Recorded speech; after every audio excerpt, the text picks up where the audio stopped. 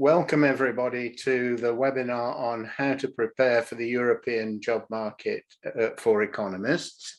I'm Nick Crafts, I'm President-elect of the Royal Economic Society, and I'm chairing this afternoon's event. Just to let you know, you probably already heard, the event will be recorded and published on the RES website after the event.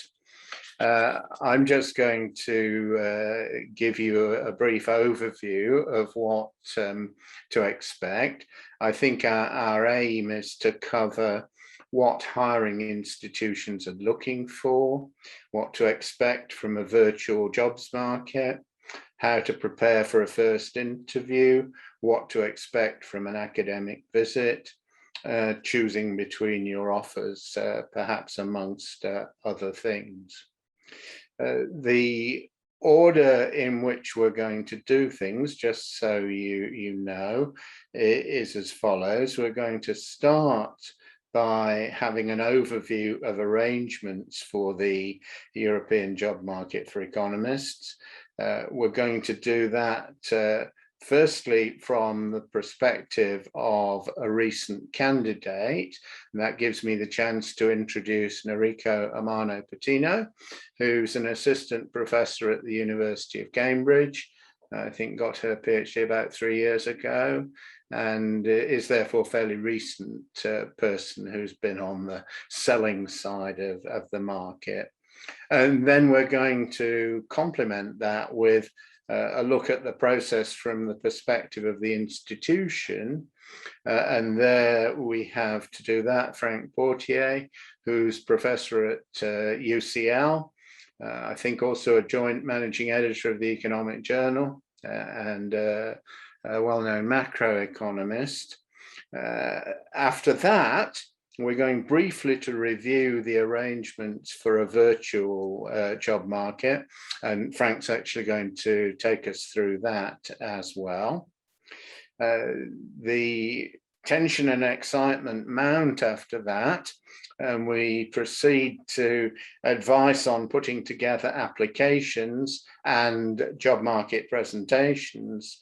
And there we have Alessandra Bonfiglioli, from Queen Mary University of London, who's reader in economics there, and I think deputy head of school as well. That will lead us on to the final component, which is advice on how to choose between job offers. There we've got David de la Cretas, who's just joined Manchester as a new lecturer. Therefore, he's also been through the job market quite recently. He got his PhD, I think, in 2018, and has been a postdoc fellow in Oxford subsequently. So we've got some very well qualified speakers to do the job. I'm sure the participants will want to ask questions. Please use the question and answer function. We'll gather them together. Depending how many we've got, we'll stop from time to time, and I will try and ensure that the speakers see and answer the questions. So I think without more ado, we should go to the first contribution, and that is Noriko. Oh, let me apologize. I've forgotten one thing. You are asked, if you will, to fill in the thing which has just appeared on the screen, the pre-webinar level check. On a scale of 1 to 10, how well prepared do you feel for the job market? Just choose one of those and fill it in. But we will start speaking. You can vote as we go along. Okay, so sorry about that, Noriko. Over to you.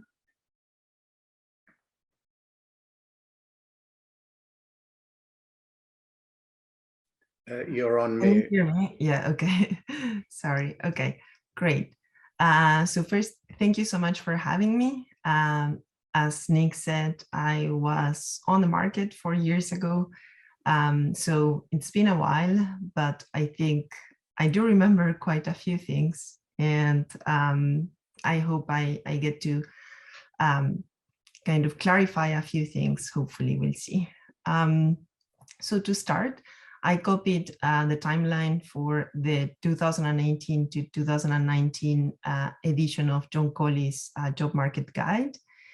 And given the time of the year, you likely already posted a draft of your job market paper on your webpage. If you haven't, please do. You can continue updating the draft as you go, but you don't want to wait until the very last minute to post your draft because things could go wrong. We don't know. So just try and get that sorted out. You also probably already got at least one chance to present your job market paper, but try to take more chances. So ask if you can present again at your corresponding seminar.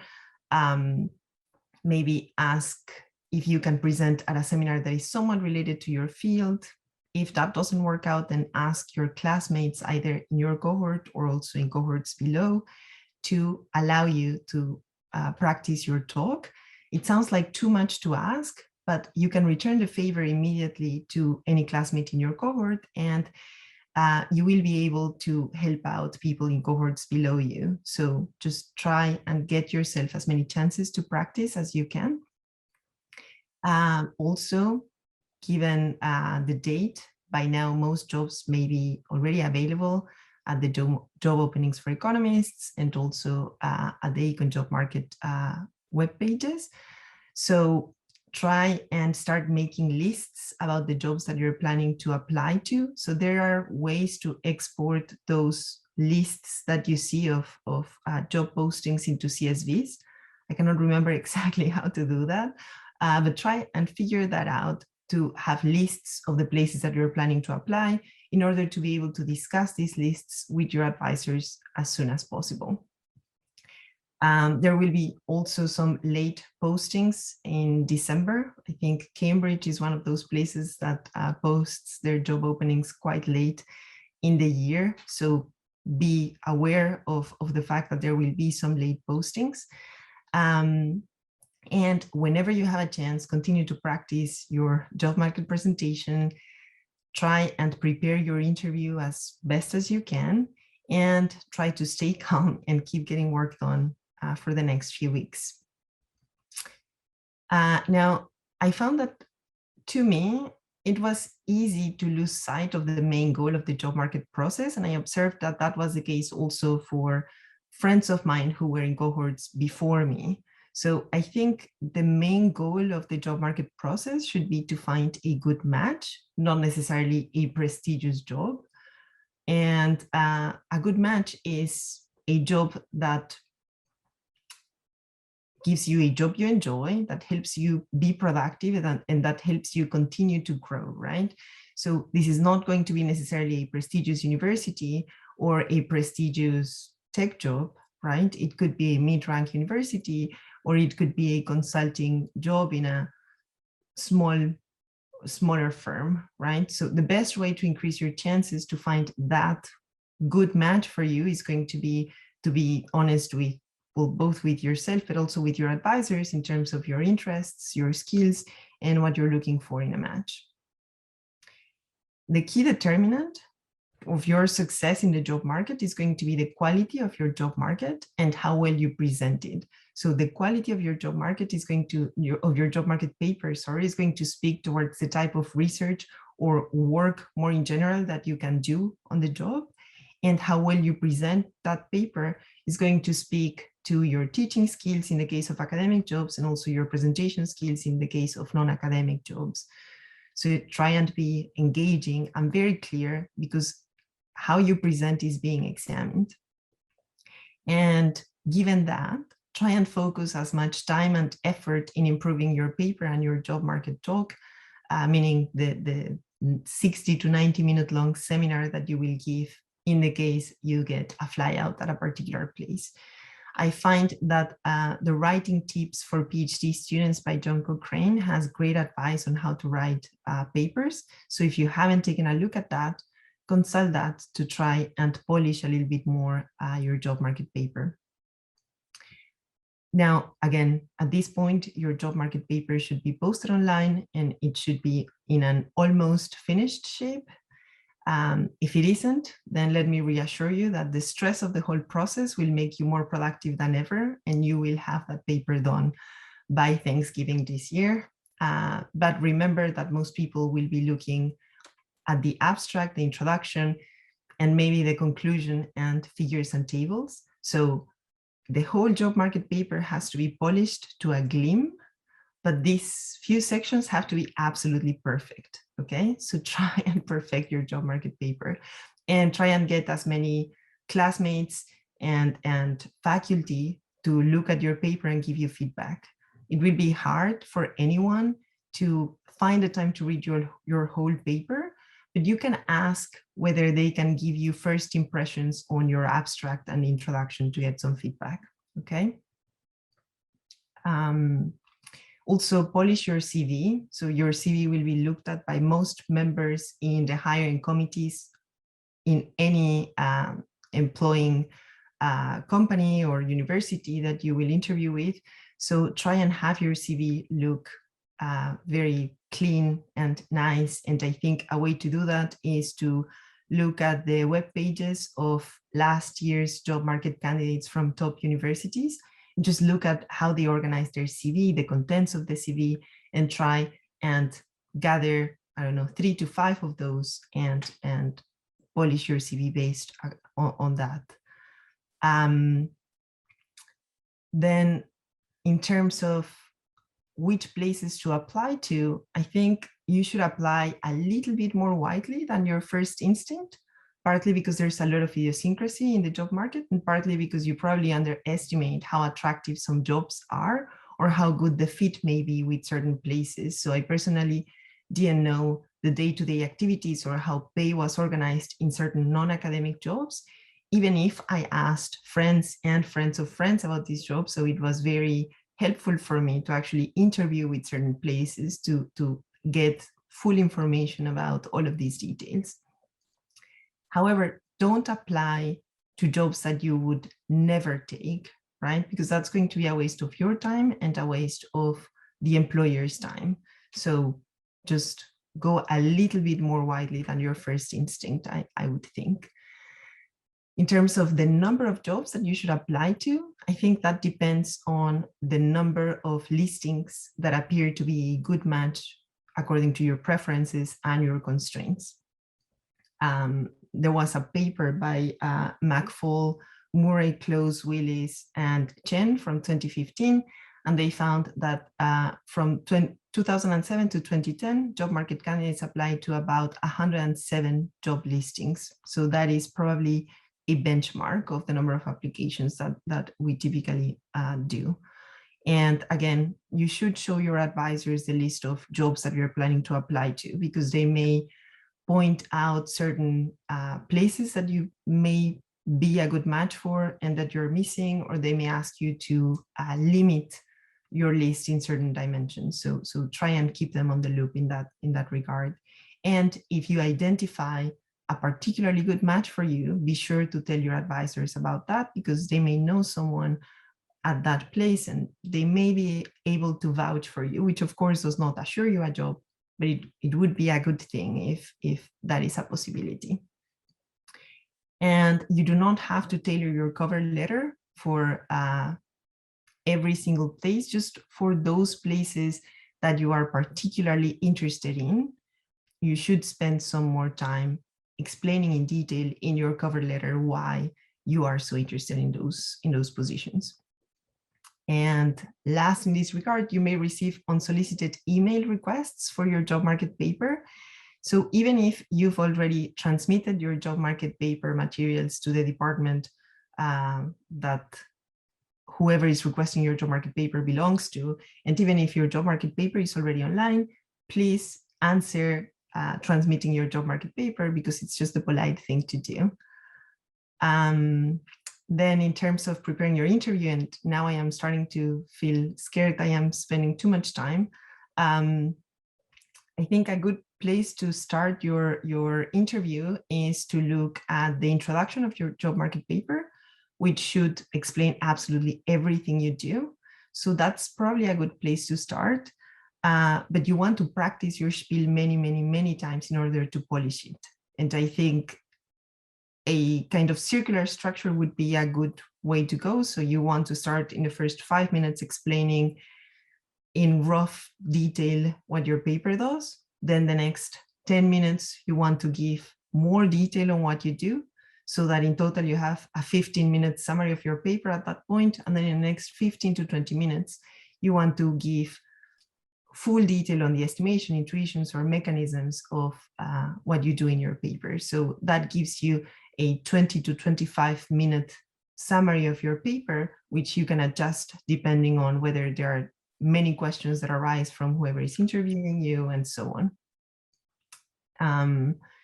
And try to practice your spiel again as many times as you can with family, friends.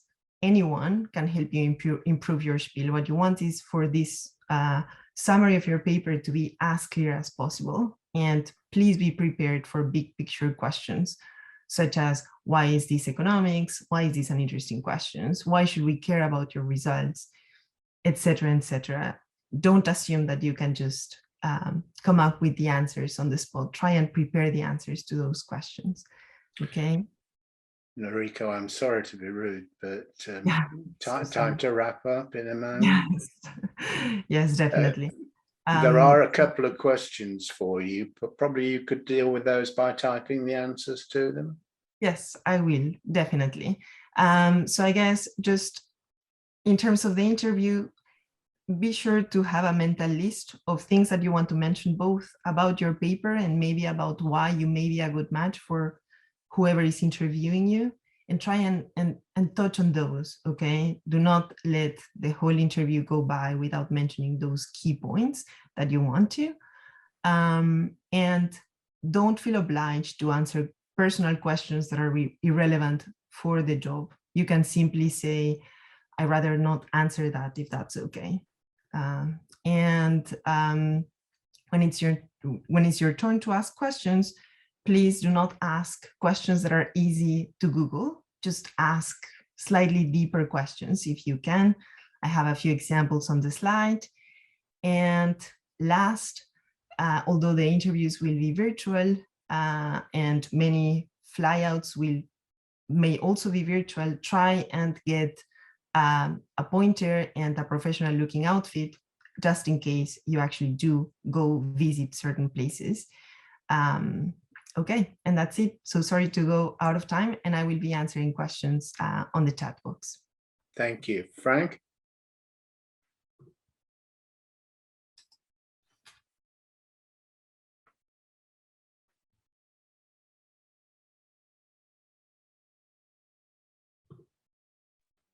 I was muted, obviously. Okay, so I was saying thanks a lot for having me and for organizing this. So let me explain, the way we hire junior colleagues, so the other side of the market, if you wish. Let me do this. So the hiring process, first, it's a very important moment in the year for us. By us, I mean, like faculty members. It's a lot of work, and it's also a lot of fun. We learn, about the young generation. So, it's a great time for everyone, I think. So, if you do a bit of backward induction, you realize that in the end, you need a candidate to whom you make an offer to accept the offer. So you should rather be nice with him or her since the beginning. So I guess that there's an incentive for the recruiters to be as nice as possible with the candidates. And so I think that aggressive behavior, aggressive questions are very rare. But difficult questions, of course, are very frequent. So be prepared for that. So how does it work? So before the market starts, a recruiting chair is appointed. So you should know who it is. That's important. And you should feel free to contact him or her as much as needed. Then, there's also an appointment of a recruiting committee, which is a small group of faculty, more or less representative of various fields. I listed a few, but it depends really on the place. So this recruiting committee generally is not it's not public, not because it's secret, but because it's not to be public. And there's also a decision made on the number of slots open, and sometimes on priority fields.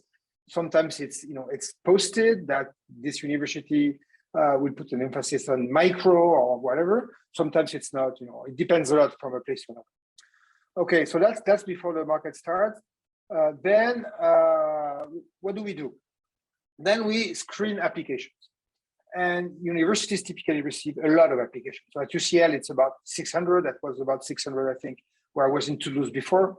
So generally, I mean, the way it works is that the first round of screening is decentralized at some kind of like field level, broadly defined. And for that purpose, it's very important that you think and indicate the right field in your application. Of course, we'll look at not only that information, but also the paper. But it helps a lot. You don't want to fall between cracks, into cracks between fields. So, for example, if your paper is about some new estimator for a duration model with an application to an unemployment spell, you have to think whether your first field is econometrics or applied labor economics, for example. Okay, so then there's a meeting within each kind of like field to decide of to screen applications. Then there's a meeting of the recruiting committee to decide of the number of interviews. And in places where I was, like Toulouse and University College, and I spent a year in Vancouver too, there's never more than I don't know, let's say 40 interviews, a bit regardless of the number of openings. I mean, that might not be a number. I mean, something which is like true everywhere and all the time, but that's a rough number. And I have to say that for European institutions, it's a very good signal that the candidate is indeed participating in the European job market. Okay, then the interviewing stage. So as I said before, we do our best effort to look good, so that we can attract the best students. So typically universities make sure that enough panel members have looked at your job market paper, but also it's important that we also have non-specialists in the panel that can ask questions which can be, whose answers can be very informative. So I think the interview is designed to check that the candidate is on top of his job market paper. So I said, no need for candidates to ask questions at this stage, unless, there are like some pressing and urgent questions. But that's not, typically, I don't think we expect candidates to ask we get a lot of information from the question they ask. Then after the next stage is the campus visit, the flyouts. So I would say, like between 8 and 15, depending, of course, on the number of position open. It's very important because most of the faculty members are attending the talk, so it's a way for the recruiting committee to gather the maximum of information on the candidate, evaluated by the colleagues. The one-to-one meetings are also like very informative. Lunch, dinners, can be also like very informative. If it's a real, not a virtual campus visit. And then the job talk, it's a regular seminar. Anybody should expect, of course, a lot of questions, but a lot of attention, which I think is great. It's really like one of the peak. For a lot of us, that's kind of one of the peak in the career, although it's the beginning, because a lot of people are, paying attention to what you do. Okay, and then after that, end job talks, end could be like the total number of candidates, or maybe there could be an intermediate round. There are some general meetings organized to decide on the ranking of candidates and offers. Typically, there's a kind of dual decision. Does the candidate pass the bar or not? And for those who pass the bar, how do we rank them? So of course, we're economists, so we know that all choices are marginal. So, so candidates are aiming at the best possible place. Universities are aiming at the best possible candidates, and everything will be at the margin. So, so I think it's even if you're not contacted in the first round, but in the second round, this is no offense. That's just because everything is super marginal. Just to kind of like, so what's the conflicting goals, the estimating of the recruiters? I think it's, hiring the best possible candidate and, filling the position. And that's, those are like the two conflicting goals. And filling the position, I think, is particularly important for the recruiting chair, because that's her job or his job.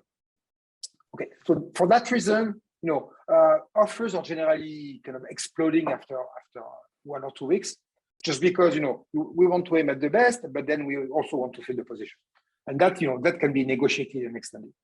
And that's, I guess, that's the end for the for the hiring committee. And then once the offer is out, then it's the recruitment chair makes sure that the department looks attractive. So recruitment chair is asking colleagues to call the candidate, write the candidate, convince the candidate to come, etc.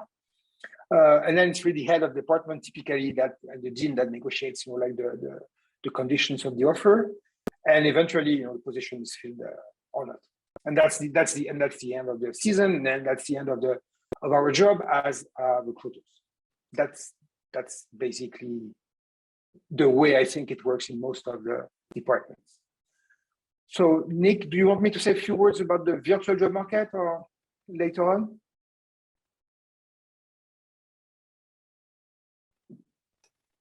Yes, I think you could, Frank, if you'd like to go on to that. Okay. There's one, sure. So one question which has appeared in the Q&A, which you could probably deal with afterwards, which I think is for you. I will. Okay, I will. So I mean, I don't have much to say. Yeah. Okay, thank you. So I don't have much to say about the virtual job market. Right? So I guess it's so interviews. I think it's it's clear. I mean, I don't think it's clear that it will be on Zoom. I mean, on Zoom or my Teams or whatever.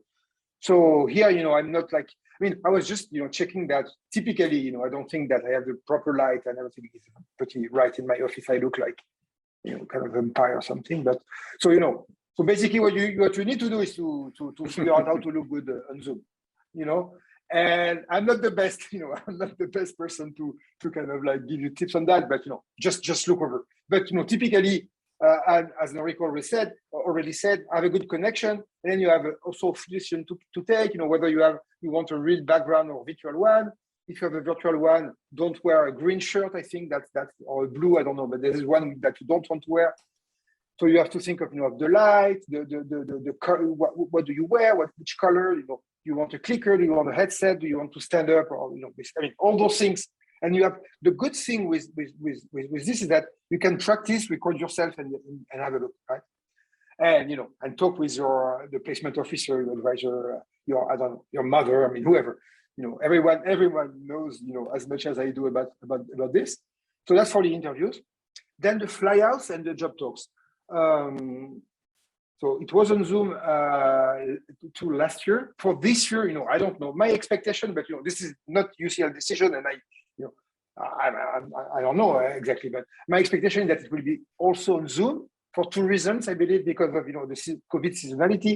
January, February, I think likely to be peak time for COVID again, and two, it's true that the locals, being at UCL, people that are in the UK, they can come in person, but maybe not the North American, maybe not some continental Europeans, and perhaps, I mean, I don't know yet, but I guess that we might want to treat everyone equally, and therefore having everyone by Zoom. But that's just my guess, and so be prepared to both. But I'm kind of expecting job talks to be on Zoom, and that's it for me. Thank you.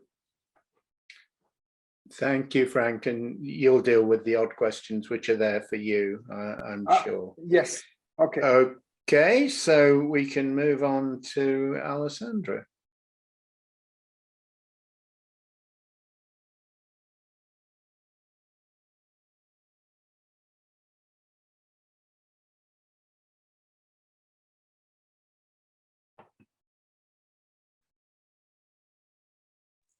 Okay, thank you very much. Thank you very much for having me.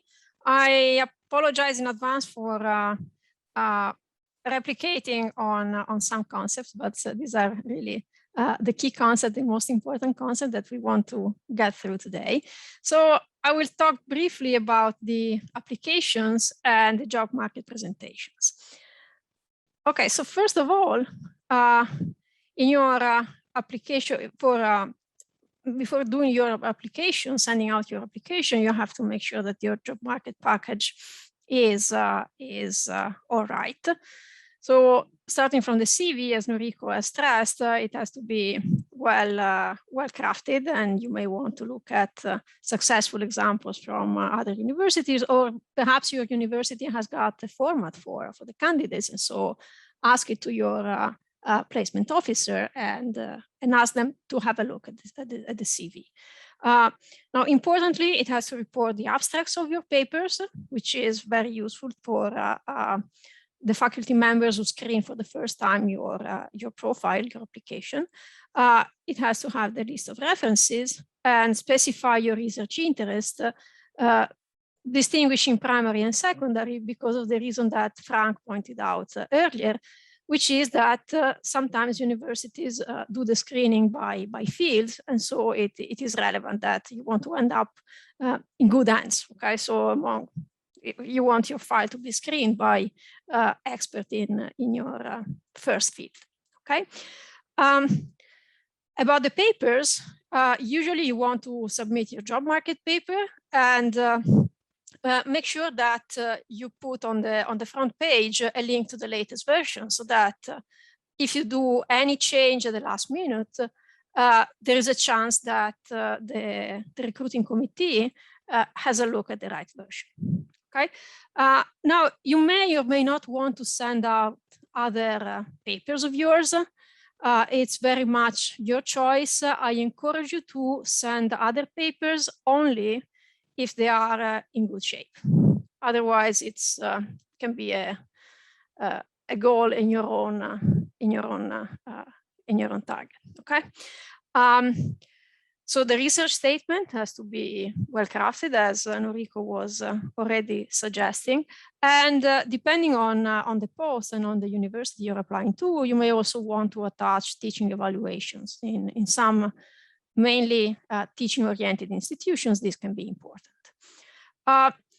Then aside from the job market package, given that we are in times of virtual job market, it's also important that you make up a nice website. And the website is going to be, your business card, if you want, aside from the CV. And on the website, make sure that you post a professional photo. Okay, so refrain from posting pictures from your vacations in some exotic place or nice mountains. It's very nice. We tend to brag in the profession, but this is not the right moment. And be sure that your website includes a clear link, an easy accessible link to your CV. Specify again your research interests and post your papers. And keep all of these up to date. And again, if you have some preliminary work or some paper that is there, but is not quite polished, you may think of, posting only the slides or just an extended abstract, but not the full paper. If you're confident on the full paper, post the full paper. Okay, so this is for, what to have ready for the applications. Okay, so what you send out and what is always there and always updated for people to look at. And you also want to complement this by preparing your profile on the European job market website. Okay, so I was chair of a few sessions last year at the European Winter Meeting of the Econometric Society, and it was sort of useful. I surfed around the profiles of the job market candidates in particular, and it was very useful. So spend those like 30 minutes to prepare also your profile on the website of the European job market.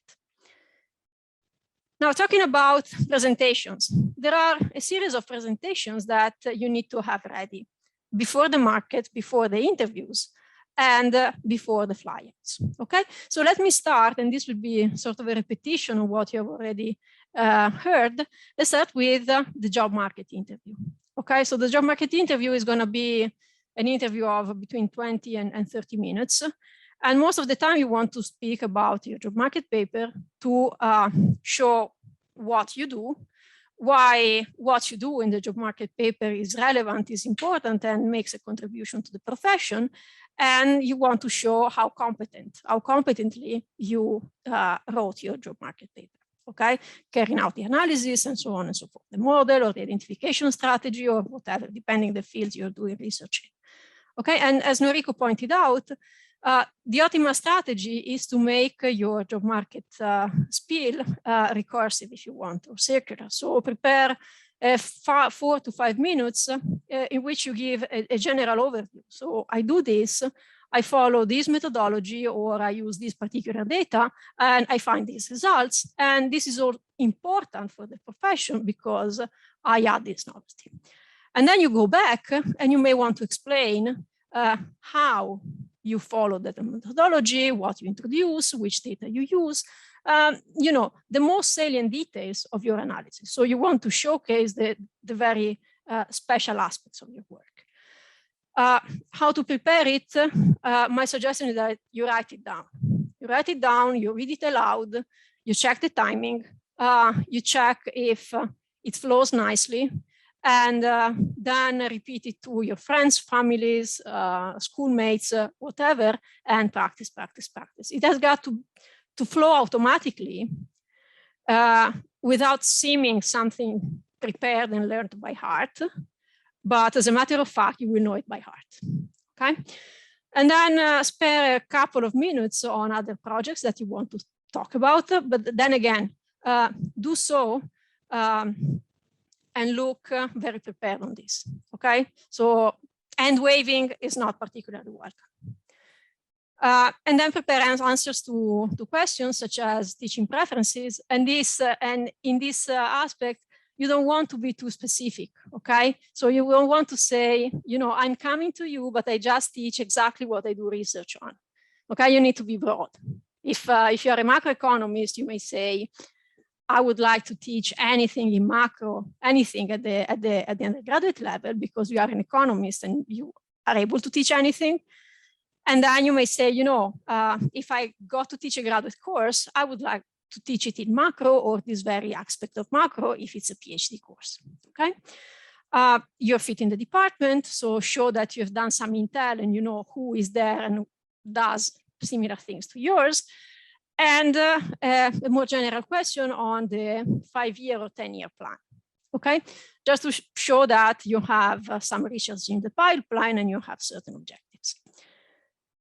And now comes other interviews that you may have to attend. So first one is on the fly out, the one-to-one interviews that you got to do with faculty members. Okay, usually it's like 30 minutes of individual talk, and it may be the interviewers of the meetings, but it can be other people, other members of faculty. And then depending on whether you meet them before or after the seminar, you may be asked something as a preview of the job market paper, or some very detailed questions about your talk. So you need to be ready to answer in a competent way to these questions. You may be asked about other papers or future research or some data that you really would like to collect. So you need to be on top of that.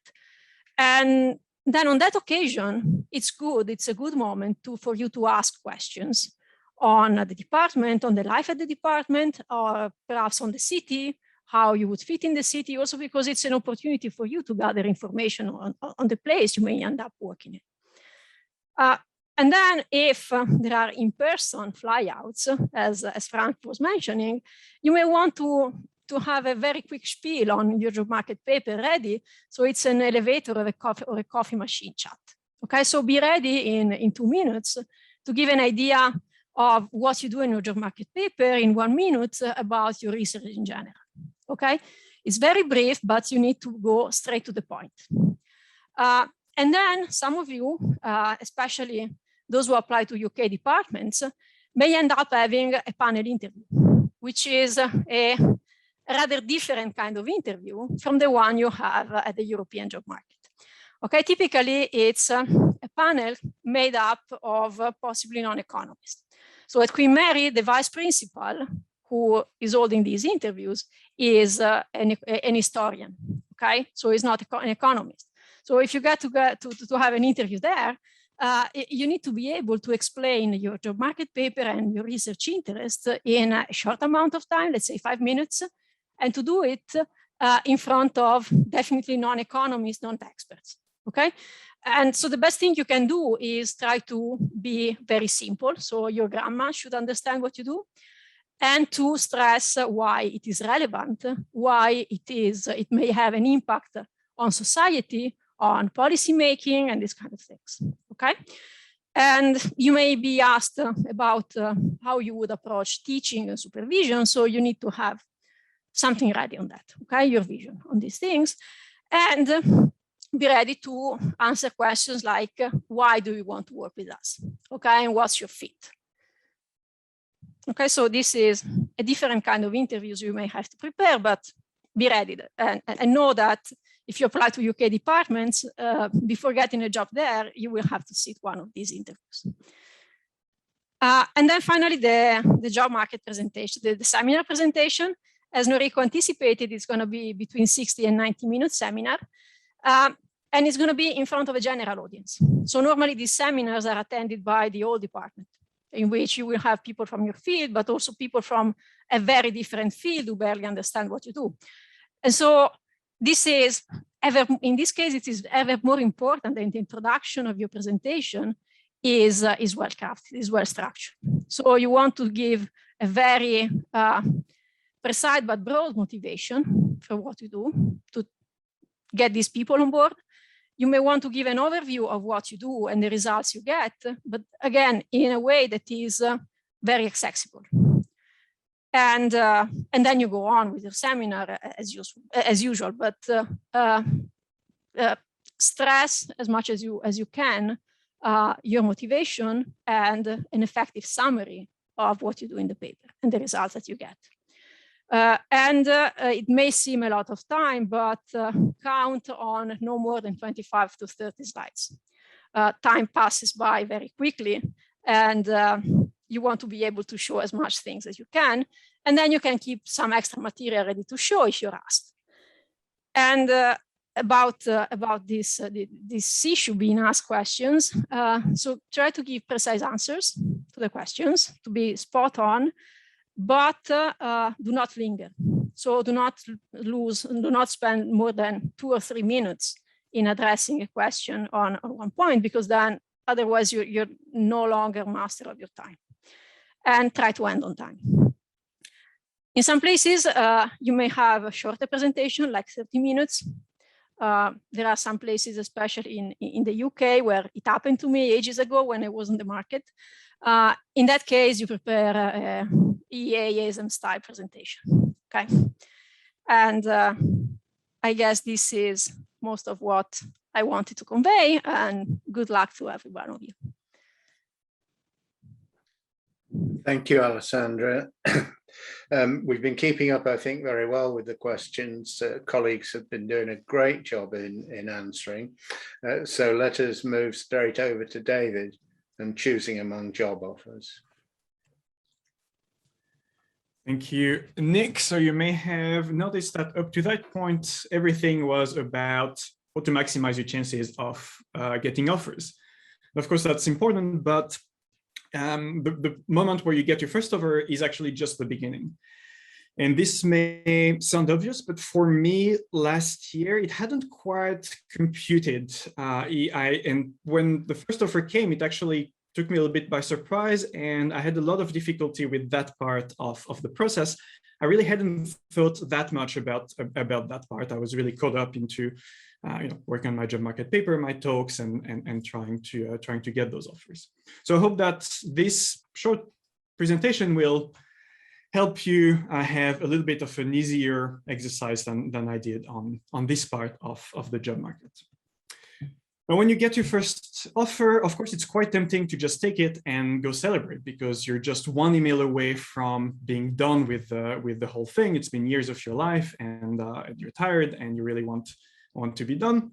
But it's really worth to stick around for an extra few weeks to put in that extra effort to get the best deal that you possibly could get. First thing to think about, in my opinion, is the timing, and that can be quite tricky. Typically, offers will last 1 or 2 weeks. That can really depend, but that's I think, an average. And more importantly, they don't come all at the same time. So you may have to decide on whether or not to accept an offer before knowing whether other places for which you're in contention will be able to make you an offer as well. One thing that can help with this is to tell the other places that you got an offer. Just tell them the rough conditions, importantly the deadline, and tell them that you have an offer, and so that you need to know whether they are still interested and still want you to join them. That may make them go a little bit quicker, not necessarily possible, but either way, by seeing whether or not they move quicker for you, by the discussions you'll have with them, you'll probably learn something about how interested they actually are. I had a range of responses when I did this, two very extreme ones. One place just stopped talking to me at that point. Another place moved things around to give me a flyout within 3 days. So obviously I learned quite a lot about the interest of those places at that point. You can also try to ask for an extension from the place that give you an offer. May not always be able to do it, but again, through talking about it with them, you might learn a little bit more about their level of interest. It might not always be possible for them to do so, but typically the more interested they are, the more willing they will be to give you a bit more flexibility, a little bit more time. The second important part is negotiation. And this might be a little bit awkward, you might feel a bit uncomfortable doing it, but you have to understand that this is a very rare opportunity to negotiate your conditions. You really don't have that many opportunities to do that in your career. And the situation where you have multiple offers on the job market is one of those select few. So make sure you take advantage of it. It's really worth it, even if it's awkward. Do keep in mind that departments expect you're going to do this. This is a perfectly normal and acceptable thing to do. Of course, be nice and polite about it. Don't send 65 very aggressive demands for them to fulfill. But it's perfectly okay to talk to them and see what they can and cannot do for you. One obvious dimension on which you can negotiate is salary. This is very common in the US, a little bit less in Europe, because a lot of universities pay on a scale and don't have a lot of leeway in terms of going beyond that. A common exception is business schools, and the UK is also a little bit of an exception in this. I was actually surprised to see that not every university, but some have a little bit of leeway, are able to pay a little bit beyond the scale, so it might be worth exploring these things.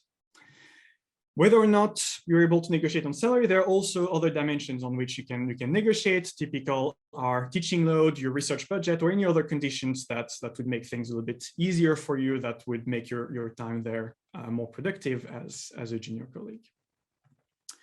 Once you've negotiated the best possible terms everywhere, you may still be in a lucky position where you have to make a choice. And that can be quite daunting. That was really, really difficult for me. Because it's a multi-dimensional problem.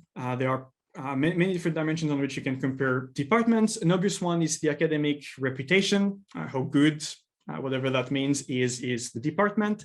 Keep in mind, and that's especially true in Europe, it's not just about the overall department ranking. Departments can be much stronger or much weaker in different fields. So make sure if you're going to choose department that it's good not only in general, but also is good in your specific field. There's a lot of heterogeneity in Europe across fields and departments. But that's not everything, right? There are a lot of academic and non-academic conditions that can also matter. I've talked about the academic ones, how much time for research you will have, what is the general atmosphere, research funding you might have, do they have good seminar series and so on, will it be a productive atmosphere for you to work in. The non-academic ones can be very important as well, and it usually revolves around one central question, which is, do you want to move there? And that can encompass a lot of different reasons why you may or may not want to move there. Is it good for you? Is it good for your partner, for your kids? For me, for example, one of the things that put Manchester at the top of my list at the end is that there were a lot of job opportunities for my partner. So that was something that was very important for me. Something that maybe is not talked about as much, but was very important for me, was to try to figure out how much they actually wanted me to join them. For me to join a department that was enthusiastic to have me join was something very important. I've talked about some ways in which you can figure out how interested they actually are in you. So as I said, this is a multi-dimensional choice. To make matters worse, it has very high stakes because it's going to have a lot of impact on your career and your future. And it's usually under a very tight time constraint, usually one or 2 weeks. So it has really all elements to make it really difficult. On top of that, you're going to possibly be tired. It might be hard to think straight. One thing that really helped me is to take the time to talk to a lot of people. I called a lot of my friends, both in and out of academia, to just talk it out, just talk about these decisions. You'll see that just by talking to someone about it, you'll eliminate a lot of circular thinking, and you might be able to think a bit straighter and come to a conclusion. I think I'm out of time. Thank you for attention. Thank you very much, David. I think we are almost up to date with answering the questions at the minute. Georgina would know about posting the transcript of the chat, which is one that we've not dealt with. I don't think the panel can deal with that very easily. Okay, I think we've used up the questions, in which case it's time for me to wrap up the session. First very important thing that I need to do is to thank all our panelists who've given us excellent advice, taken real strong effort to give of their best, and have been extraordinarily assiduous at answering the questions in very comprehensive ways. So I thank Alessandra, I thank Frank, I thank Noriko, and I thank David. Thank you all very much. Just to remind you that this session has been or is being recorded. The recording will be published in a few days' time, and there will be a survey question coming up on the screen for you to leave feedback. And I think there it has just come up. So I thank the audience for attending. I thank the Education and Training Committee of the RES for thinking this out and organising it in general, and Georgina Jenkins in particular for making sure the event went smoothly this afternoon. So, thank you all.